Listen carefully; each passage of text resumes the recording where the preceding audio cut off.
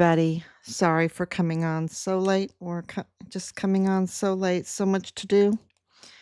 And sometimes I think I need to just come on really early in the morning. So we're at day 1768. Maybe I'll do that. Just come on early.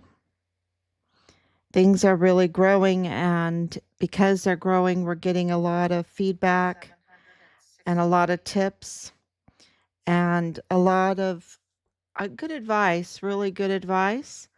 Um, so much coming in that, you have to go through it. And so keep sending it, right? Even if you might not see it being announced or hear about it, keep sending it because we're getting quite a bit. You have to repeat.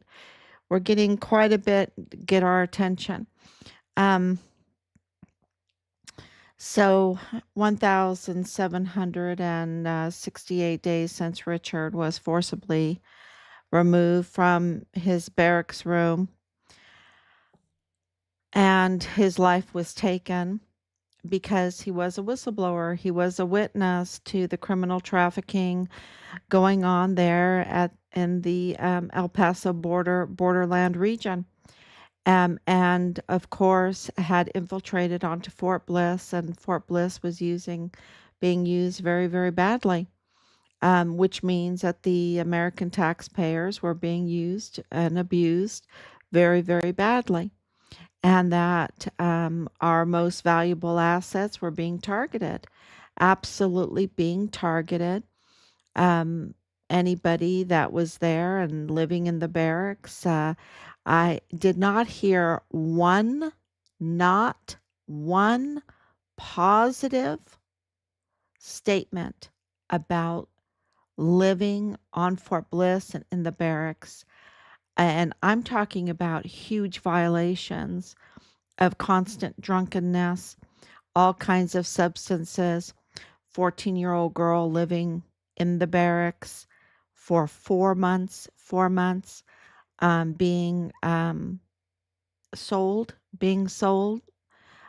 constantly. The worst, and she was the daughter of a gate guard under DES Thomas Kane.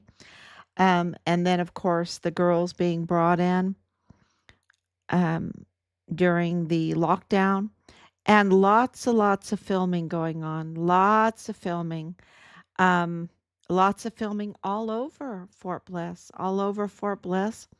even in the motor pool, even out in the field, a lot of filming going on.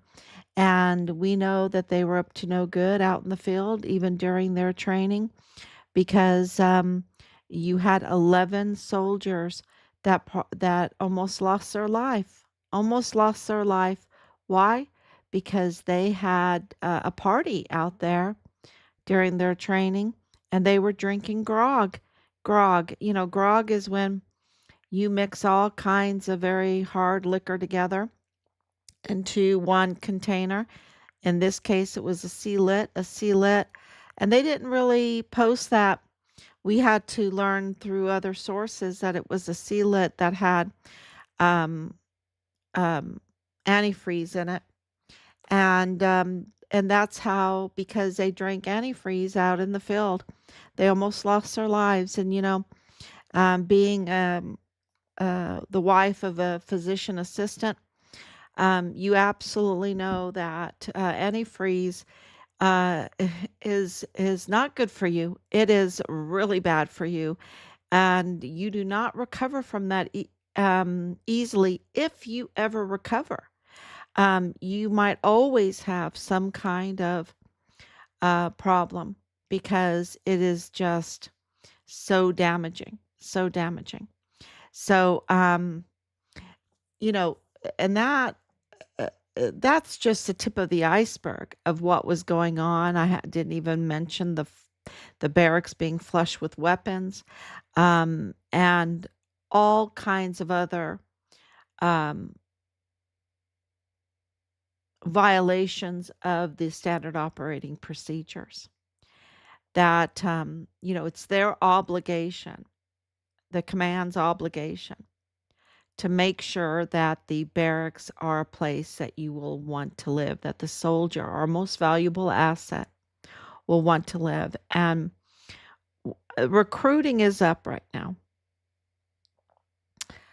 And these are sons and daughters that, when you join the military, you are not free. You cannot just say, oh, these barracks are entrapments. They're putting stumbling blocks in front of me. They're trying to compromise me. They're not a place I want to live. If you are that mature to say something like that, to understand that, you don't have a choice. And I know this from Asia Graham. Well, I know from being a wife of, our family has just about 80 years of combined service. My husband alone has over 30. So, so I know this, but Asia Graham is a very good example because she wanted to move out. It was so bad there. She was assaulted in the worst way a woman could be assaulted in the barracks. And her command was so failed leadership that they put her perpetrator 2 doors down from her. And why these barracks are co-ed, I have no idea. Who's the idiot that approved that? Who is the idiot that approved that the barracks are co-ed? Okay.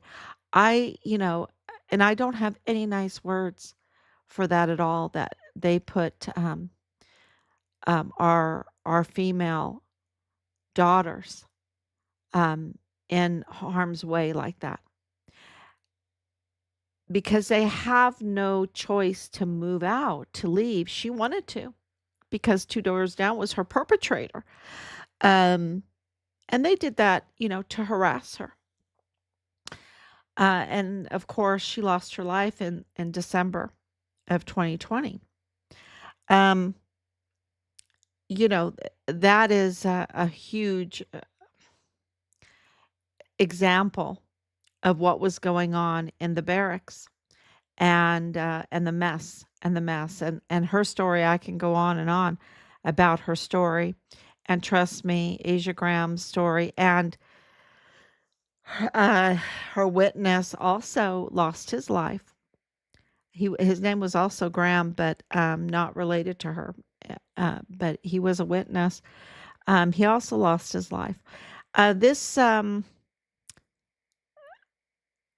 When I tell you it's really bad, I mean it's really bad. And Richard told us, Mom, it is really bad. It is so bad. It is so bad what's going on. Because you just don't have other words to explain to people, because they might not even believe you.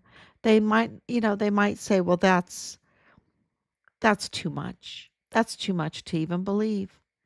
But it's true. It was and is that bad. So I hope now that things are changing with this new commander in chief, and of course the Secretary of Defense, Pete Hegseth. But they don't have Lieutenant General Sean Bernabe's hands in handcuffs yet. And he needs to be in handcuffs. He cannot be trusted for a moment longer. Not for a moment longer with our sons and daughters' lives. He cannot be trusted. He is the biggest scoundrel, the biggest traitor, treasonous, mutineer. He is just the failest leader of the failed leaders, along with General Mealy and McConville and Garrett and these and Martin. These are like the most despicable. Uh, what I mean, do people care about traitors anymore? I do. I do. I don't like traitors. I don't like it that Asia Graham lost her life, that Richard lost his life, that the other soldier, and I always um, can't pronounce his first name, Graham, that he lost his life, that Glennon Oakley Jr. lost his life, and it goes on and on unnecessarily. Unnecessarily because of traitors in our military wearing our beautiful uniforms and our stars um, that seek personal gain, that misuse our system and their authority for personal gain, for their LLCs, for their hidden trafficking networks and contract networks, military contract networks, and everything that they want to, they want personal gain. And they're up to no good. And they don't care who dies when it comes to our young sons and daughters that are under their command. That's what a traitor is. I don't like traitors. They need to be in handcuffs. They need to be court-martialed. They need to be held to uh, uh, the highest penalty. The highest penalty for treason. They're costing us the lives of our children. And at the same time, sabotaging our military readiness. Sabotaging our military readiness and breaching our national security, breaching the security of our military installations, fraud, waste, and abuse of taxpayer funds. I mean, the violations of their treachery goes on and on and on and on, pages long, pages long, because not only are they traitors in their day-to-day duties, but then in all these cases and to all the family members, they are absolutely criminals. Absolutely. And they endanger our entire country. No, I don't like traitors. I do not like Lieutenant General Sean Cardona Bernabe. He needs to be held accountable, and I'll let God deal with him.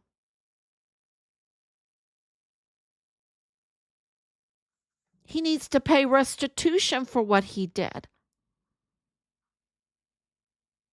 It's disgusting that he is not in handcuffs because the evidence against him, like Leilani Hart, like First Sergeant Ruggiero, now that's all coming out with Major General Clem Coward and Ruggiero using his wife and his wife, she was part of this. Gema Saboteur Ruggiero Qualler or whatever her name is. I mean, she is like on this all the time. You know why she's on this all the time? You know why she's trying to sabotage the investigation all the time? Because she has no other choice. The evidence against her is so bad, is so bad. She's a traitor. And she targets our young sons and daughters. And Ruggiero too. And Leilani Hart also. And they do the films. They do the films.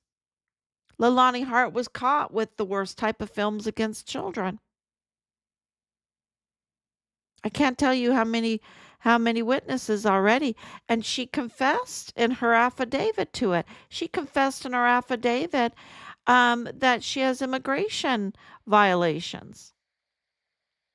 She has immigration Is this another one of those individuals that, outwardly throw pipe bombs and hurt people, and she's, being protected, but she's hurting people all the time. She has a long criminal record, and why isn't she handcuffed? And the same thing with Hema. When you interfere with a case, when you have access to unauthorized confidential information and you use it to interfere and obstruct justice, I mean, that's so criminal. And why do you want to be part of a murder case of a Fort Bliss whistleblower soldier? Day in and day out for almost 5 years, because you have something that you're going to lose when this all breaks. That's why. You have no other choice. It's like Danae, she's a fugitive now. Her husband is a fugitive now. Former 143 ADA Jonathan Ambrose. And why is it that Danae is connected to 143 ADA and Bradford Bugado is connected to the G3 32nd AdCom, but 14, they're over 143 ADA. And his father-in-law knows about Richard's death and declaring it there in a Dollar General, before we even have the results of the canine positive hit. um, and that's in October of 2020, and then in November of 2020, on Thanksgiving Day, they're dressing in their dress blues saying, "Oh, your son is dust one. He's missing, dust one missing." When they already know that he's a homicide, that they already know that they found parts of him in Juarez, that they are looking for other parts of him. I mean, that is the worst type of traitor, right? And don't forget that Gema Ruggiero is First Sergeant Richard's first sergeant's wife. And we were at the meetings saying this this person has access to CID information that's confidential. Medical information that's confidential. Where is she getting this access? Well, her husband was first sergeant. What her husband has connections with Major General Clem Coward, who also was Richard's 32nd AdCom commander. That they made him disappear real quick.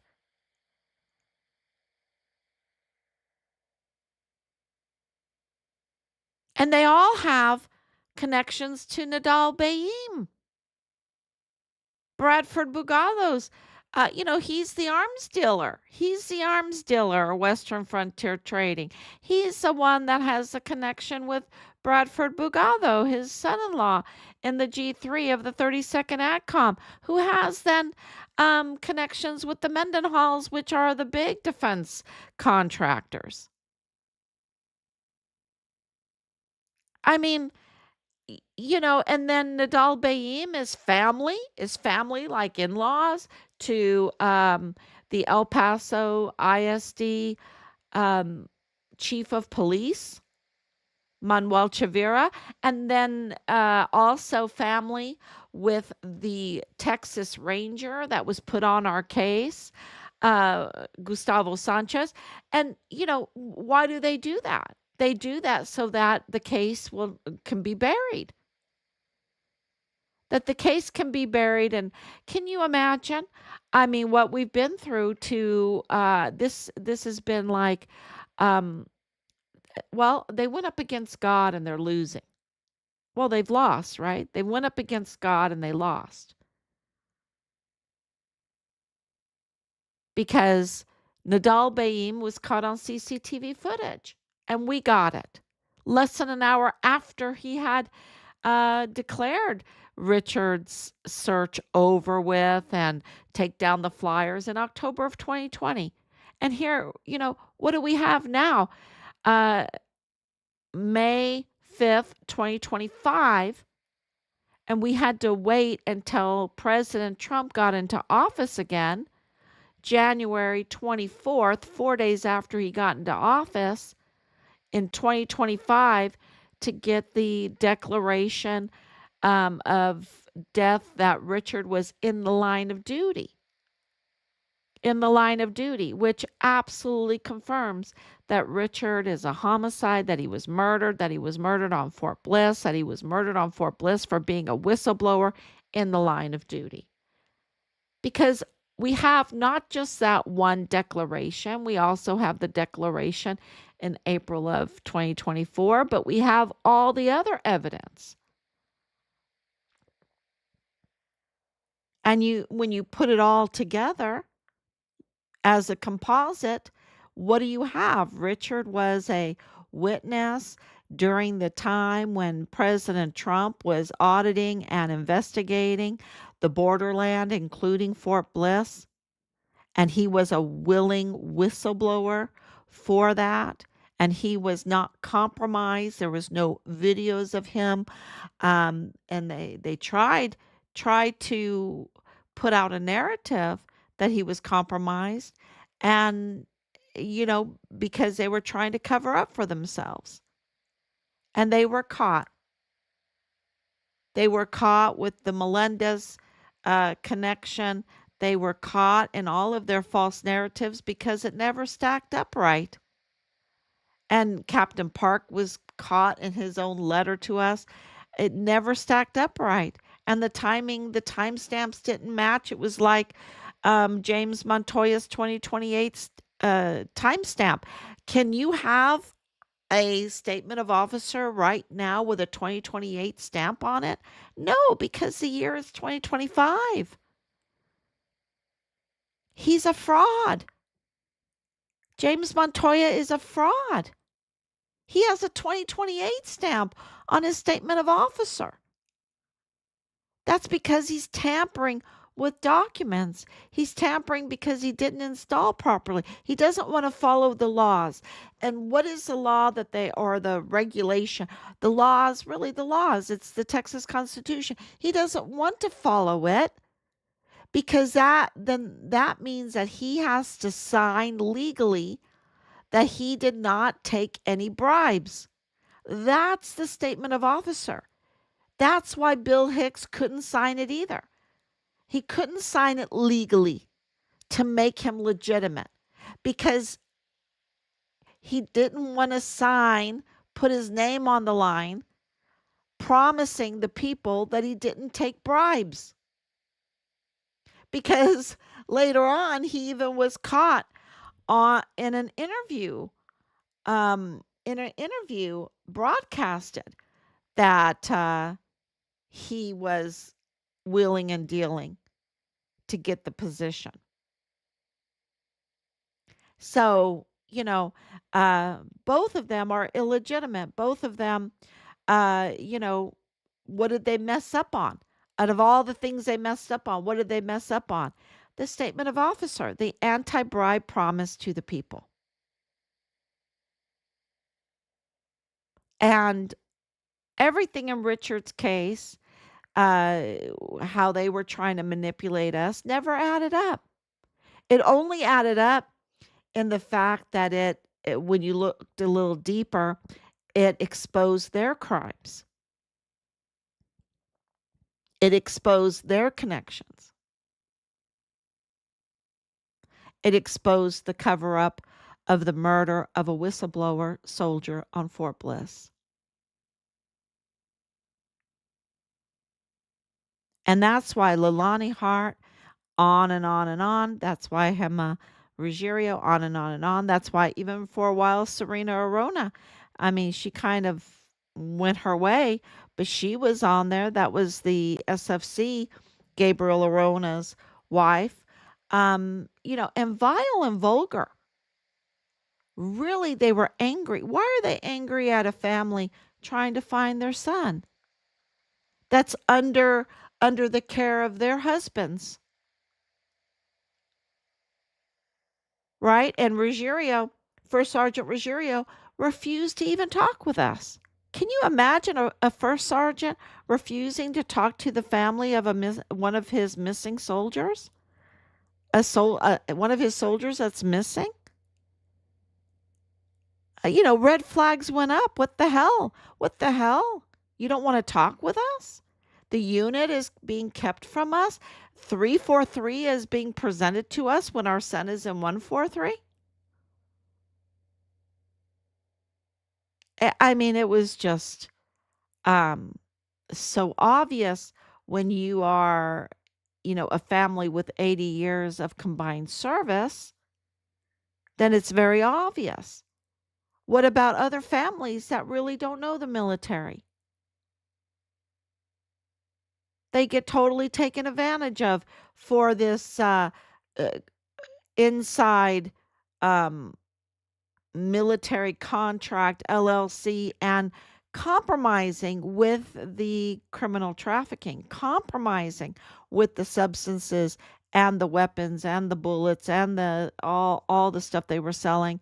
Um, and the child trafficking. I mean, you have uh, the child trafficking going turbo force using our military installation, our tax money to pay contractors like General Kelly, John Kelly. What a he is a scumbag, traitor, treasonous in the same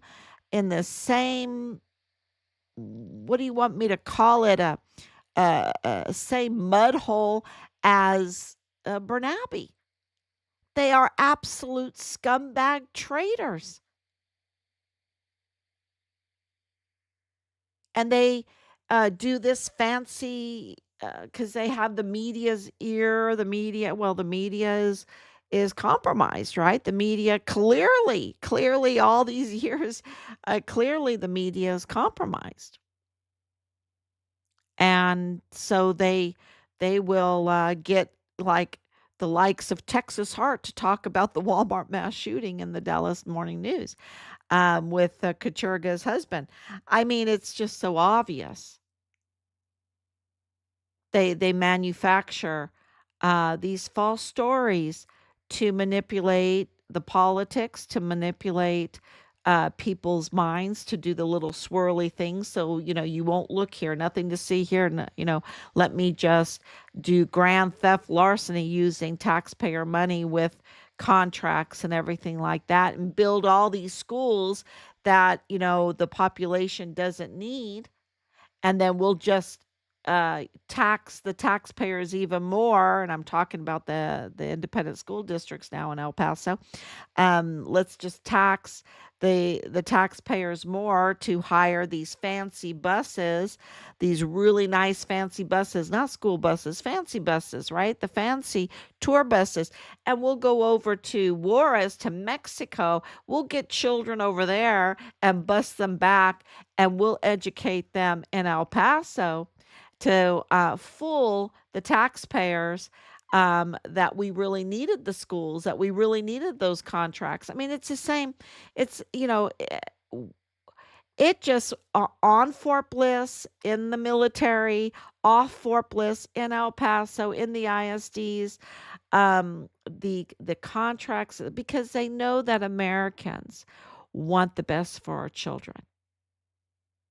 And these traitors abuse the children in the biggest way and abuse the goodness of the American taxpayers. They're just fraudsters. They're just con artists, and they're treasonous traitors. And I don't like them. It's just like Rosa Maria Valdez Garcia. You got all these people sending money for the Walmart victims. Their hearts are broken at the loss of life. And you have scammers that will absolutely study all her life. Maybe not all her life, but she'll just study how to manipulate documents in courts and all of that to, um, uh, fake documents, right?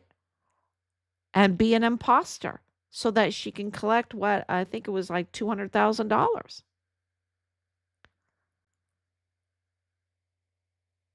And it's ruinous to our country. It's ruinous to the community.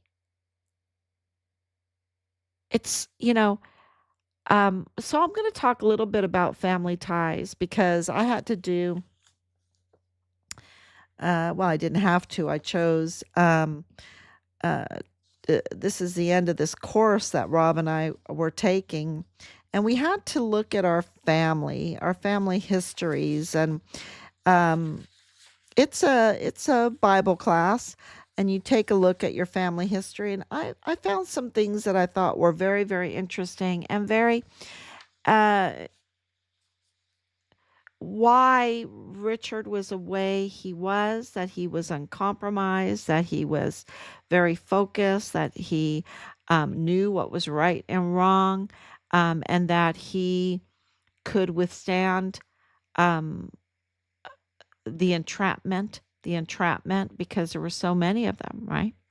Um, and it's very interesting to look back at my family and my great grandparents and my grandparents, and to say the values that we need to get back to the values that, because one of the things that I learned through this, and I kind of knew it, but I didn't realize the amazing extent of this. My grandparents were from the Volga River in Russia. Um, they were Germans. They were Germans. They were German farmers. They were brought to Russia to farm the land that was very fertile along the Volga River. And Catherine the Great had given them autonomy, saying, if you farm that land, um, we'll leave you alone. We'll leave you alone. We just want the fruit of the land, right? And they were Protestant, um, and we will allow you to have your religion in Orthodox uh, Russia, right? Orthodox Christianity Russia. And they did. They went there, and when Tsar Alexander II came on, he rolled back Catherine the Great's promises and agreement to the Volga Germans, and said, and this is very interesting, that they have to be Russian, that they have to convert to Orthodox Russian Christianity, that they would also have to be conscripted in the Russian army. So, in America, we don't have conscription right now, but in Europe, for many, many years, for many, many years, countries, and I know that Korea still does this, that they would have a 2-year conscription. That means if you're a young male, you would have to serve 2 years in the military. When you reach a certain age, maybe 18, 19, 20 years old, you had no choice. You had to serve 2 years. And so these were the conditions, the new conditions. They lost their autonomy. And my great grandparents then said, no, we're not going to do that, and got on a ship and came to the United States. They came to Scottsbluff, Nebraska. Now, why did they come to Scottsbluff, Nebraska? Because Scottsbluff, Nebraska had sugar beet farms, and they needed Germans to do this hard labor. And it was the Volga Germans, for the most part, almost all Volga Germans, I think at least 60% Volga Germans, that were doing the sugar beet farming, and the very hard labor with that, in Scottsbluff, Nebraska. So, but they had their church, they had their community, they didn't have conscription, and of course, my grandmother was born there in Scottsbluff, Nebraska, and my grandfather, he was German. He was in this amazing choir in Schierstein, the Schierstein Singers choir. He was a plumber, and in World War One was very, very tough. The 1923, I believe, the Weimar Republic, when they had super hyperinflation of their money. It was a very bad time, which brought in Hitler, to Germany, the Dritte Reich. And by 1930, almost 1930, I would say 1928, 29, my grandfather finished his plumbing, and but couldn't get a job unless he joined the party, right? So the politics got in the way. And he said, "No." He said, I'm going to the United States. I hear there's a bunch of Germans and my cousin in Scottsbluff, Nebraska." So he came through, as a plumber, through Ellis Island, and went to Scottsbluff, Nebraska, and worked very, very hard. They wanted a better life. And so my great grandparents went to, my great grandfather got a job in Portland, Oregon, in a furniture factory, and secured a job for my grandfather, because my grandfather married his daughter, right? So they moved to Portland and they worked in this furniture factory. And why am I saying this to everyone? When World War II came, my grandfather, being German from Schierstein, was put in an intern camp for 3 years, with some Japanese. They didn't want to take a chance with, spies and all of that stuff. So he was in there. There were many people in that intern camp for 3 years, mainly Germans and Japanese. And he never said a bad word about it, Never said a bad word. He totally understood Americans and war, and he loved the country so much, and what am I saying? Why is it that these traitors that we give everything to, that are given these things because of our ancestors that came over, and I can give you lots of examples, even on my husband's side, that came over and worked very, very hard, and they didn't have all of these promises that immigrants have today, or even the illegal migrants, what they were getting, And we would never, why are we letting these cartels and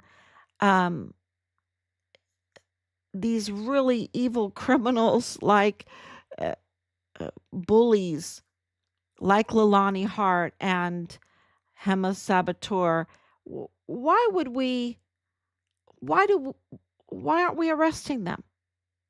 Why are we putting up with this garbage? I mean, you don't want to lose your family member. I mean, we lost our son. Why are we putting up with this when we, want to build this country? And the wealth of this country is from many different people from many places in the world, from the Volga to China to Japan to Mexico to, uh, you know, uh, natives. And you can, go on and, there's all kinds of narratives out there, right? All kinds of narratives out there. Um, but the fact is that we're a very, very successful country, a very prosperous country. And that's why we're targets to these traders. They couldn't get away with this in other countries because there's no wealth there. There's not the millions and billions of dollars. I mean, where are they bringing in um, all of this evil stuff to compromise us so that they can money launder, right? So that they can money launder. Where are they taking these weapons, right? We know that um, Ukraine, over 50% of the weapons that we were supposed to be sending to Ukraine was going to the Mexican cartel. Where is that going now? Is it going to the Mexican cartel? And why does it want to go to the Mexican cartel? Because they're in the web of the CCP. And clearly there's something going on between the United States and the CCP. Clearly. And because all this is coming out, you got the warmongers. Our own senator is a total warmonger going to Ukraine and, um, you know, patting Zelensky on the back. Makes you wonder because he had no intent at all into helping find Richard Halliday or justice for Richard Halliday or the Halliday family. But he wants to send your sons and daughters that are like Richard to more and more wars. He's a warmonger. That's not our war. Ukraine, Russia is not our war.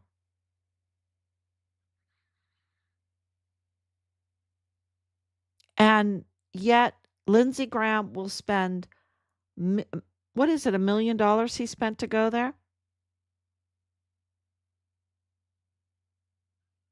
But he won't lift a finger for a whistleblower soldier that was murdered, reporting criminal trafficking, which includes children, in El Paso borderland.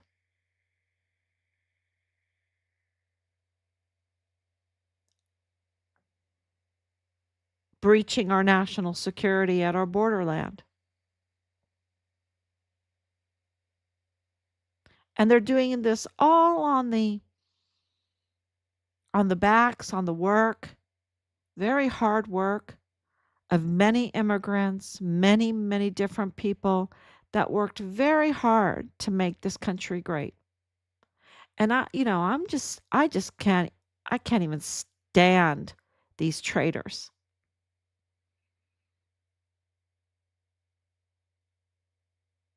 They are the worst because they're not alone, they have their little groupies and their little groupies target.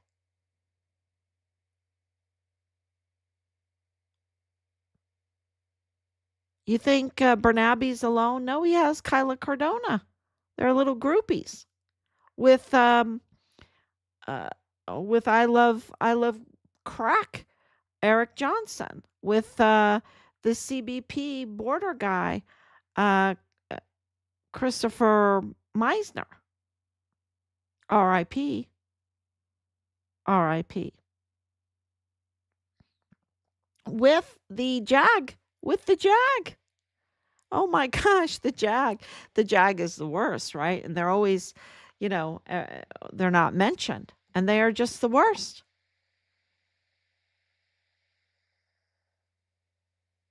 So, yeah, they have their little groupies and they're just doing so much damage with their treachery. Thank you, Anicia, for coming on. So we're working very hard to document all of this, identify it, document it, and file it so that it can be prosecuted. And so that's normally the job for a prosecutor, right? For a district attorney, for an attorney general to investigate, identify the crime, the criminals, document it all, file it all, and prosecute it. So we're doing the work. We're doing the work, and we want a legitimate prosecutor. We'll do the work. Fine, we'll do the work, but we want a legitimate prosecutor. So Montoya needs to be arrested. These bullies like Gema Ruggiero needs to be arrested with her husband, Michael. The general absolutely needs to be arrested. And of course, Leilani Hart needs to be arrested. She needed to be arrested a long time ago. So, yeah, I think we're getting there. I just need everyone to really understand what's going on and to share this information and not tolerate traitors. Not tolerate it. Report it. Report it. So there's lots of ways to report it. You can call the FBI, you can call the police, you can call, and you might run into a traitor like a Gustavo Sanchez, right? Like a Manuel Chavira. And so you've just got to keep going. Never, ever, ever give up. Never. And something amazing will happen. And it's yeah, that's what's been happening. And we're getting closer and closer with more amazing, amazing things. And so don't ever give up. Don't stop helping us. Don't stop sharing. We're getting very, very close. So thank you so much. God bless you. We appreciate it so much because this is a government of the people, by the people, for the people. And we've got to keep that.